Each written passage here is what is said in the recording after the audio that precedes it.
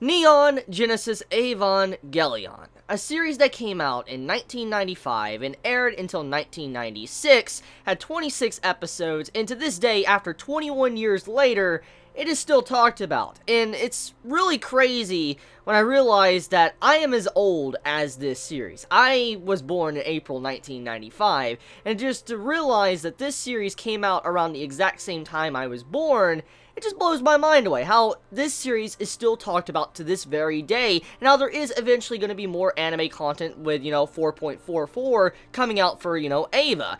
And it's good to see how such a old series continues to be talked about to this day and age, and that makes me really interested in this series. And it's kind of one of the big reasons why I decided to sit down and actually watch the series. And ever since I became a reviewer, many Chibits, like after 3 months after I became a reviewer, many were recommending me to watch Neon Genesis Evangelion. Many were saying, Chibi, you need to watch this series. It is a really good mech series. It is a series that is like a deconstruction of the genre. It's a classic. You gotta watch it. And I've heard it many times, over and over again, throughout years now, that I need to watch it. Even before I became a reviewer, I heard, many talking about the series. I saw it on, social media, to, forums and stuff like that. And it's a series I've heard about. I've heard the name mentioned constantly, how it's such a good series. So after a long time, I finally got around to watching Neon Genesis Evangelion a couple weeks back, and ever since I watched it, I decided to rewatch it, just to kind of get a full grasp on what is going on, because if there's two words that come to mind when I think of Neon Genesis, it is mindfuck. It is the first thing that pops up into my mind when I think of the final episodes of the series. Now, FYI, at the time of me making this video, I have not watched the end of Evangelion. I have not seen that. I have not seen the Rebuild movie. So, just FYI, if you're wondering, I've only seen the original 26 episodes. I think the director's cut as well. So that's the only thing I have actually seen when it comes to the original Neon Genesis. And FYI, on top of that, I did watch it dubbed and subbed. I saw both versions to see how I felt about it, because it was such a classic series. I wanted to see how, both viewpoints were when it came to the acting, like the voice acting, to the dub and the sub. When I actually did my first impressions of Neon Genesis, I actually did a first impressions on the dub. I watched the, the first 3 episodes of the dub, and then after that, many of you are saying, Chibi, you need to, watch the Japanese and stuff. So I carried on watching the entirety of the series in English, and then I went around and watched it in Japanese. And if I had to come to a conclusion, the English voice acting of Neon Genesis is not the worst I have ever heard, but it's definitely not the best. And there's a lot of scenes throughout the English dub that could have probably been done a whole lot better. I mean, some of the acting overall is just like, ooh, that could have been phrased a little bit better. It just didn't feel too good.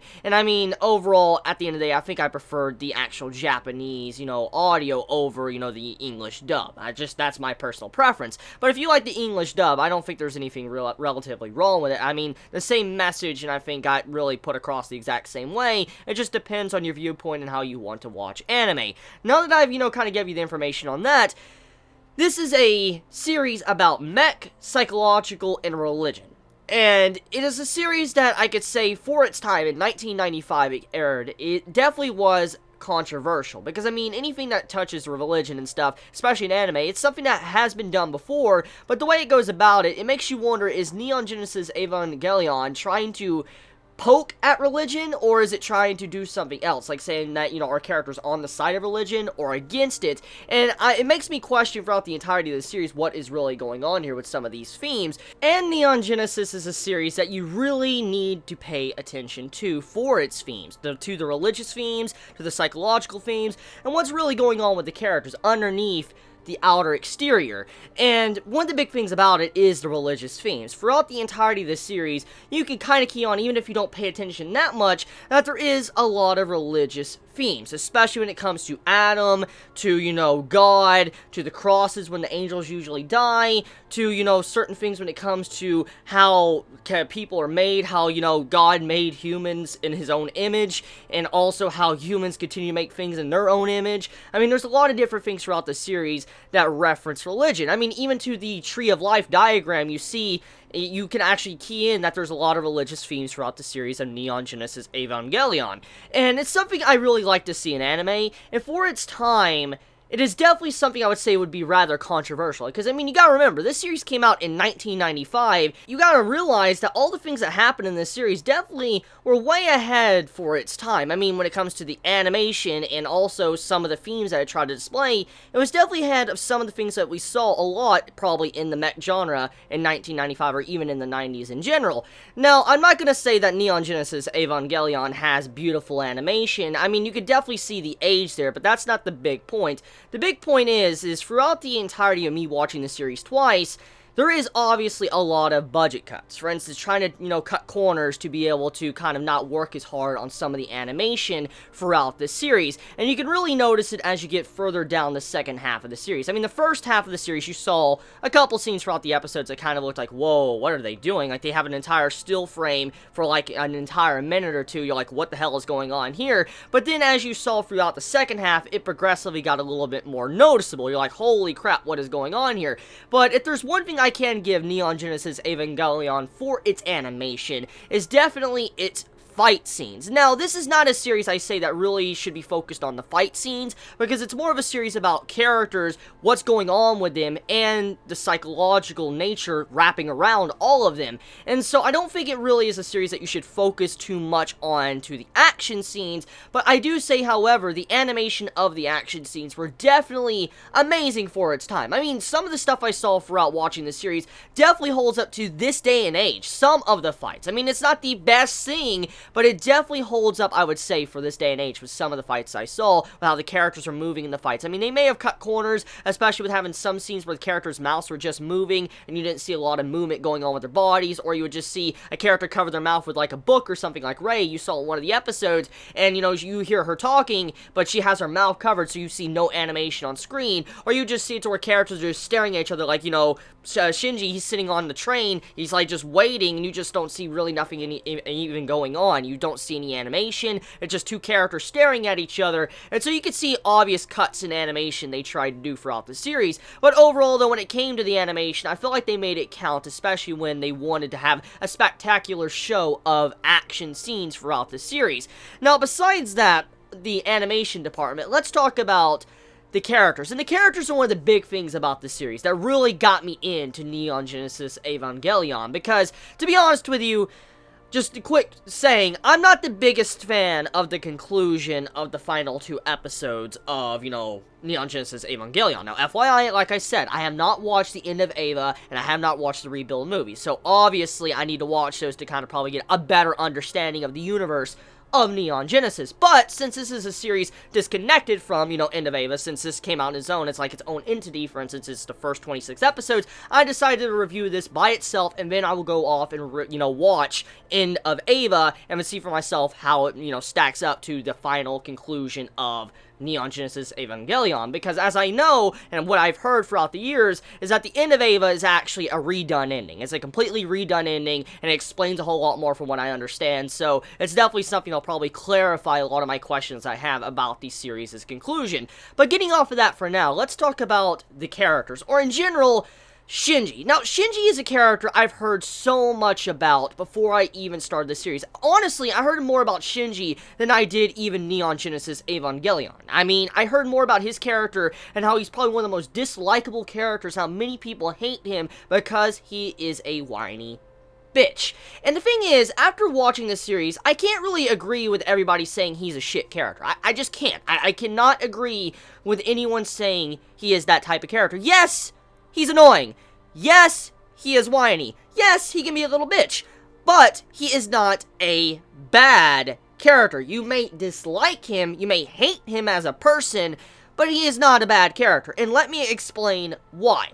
Let's look at his age. This is a young boy in school that has no purpose in life when the series first starts. He has obviously some mental problems. He has this psychological trauma thanks to his father. His upbringing was fucked up thanks to his parents. And I mean, he's in a world that's already kind of been destroyed after the second impact thanks to the angels. So when you see all these different things, it's a character that's already broken. He seems to be broken right at the start. And you gotta realize a kid his age, especially the way his upbringing was, he's not gonna be normal. He's not going to be what you're normally used to when you watch maybe a mech series. Like, I mean, let's look at traditional mechs I have seen. Now, I've only seen a handful.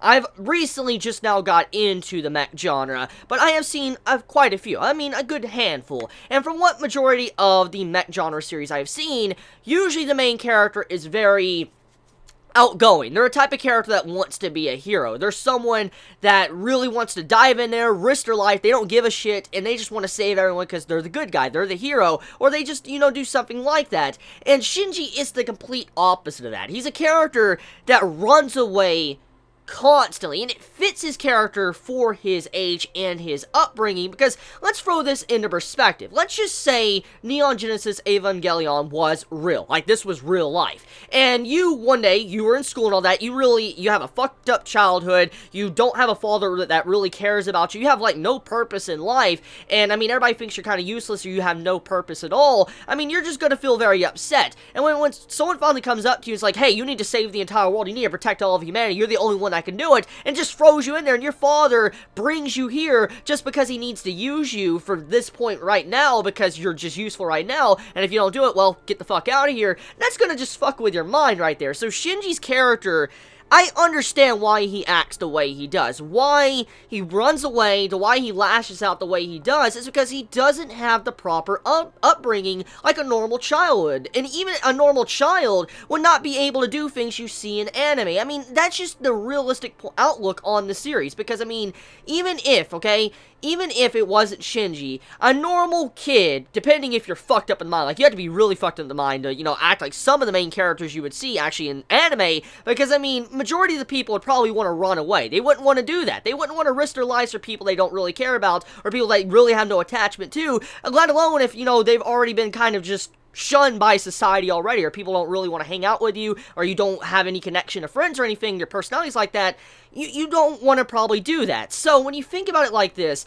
Shinji's entire character, I feel like, is misunderstood. Many tend to hate on this character because he whines, because he runs away, because he won't get in his Eva.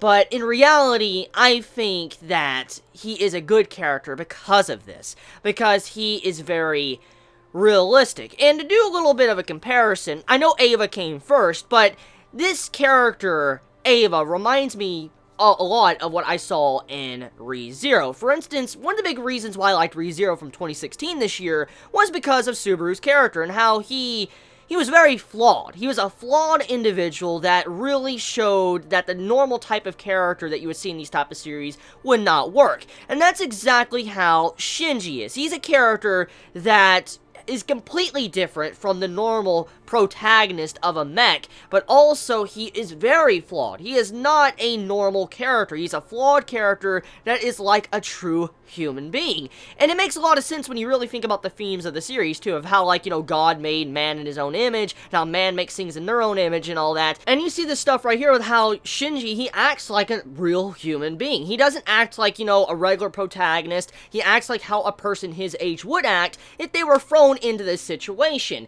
Now, getting off of his character in general, let's talk about Asuka.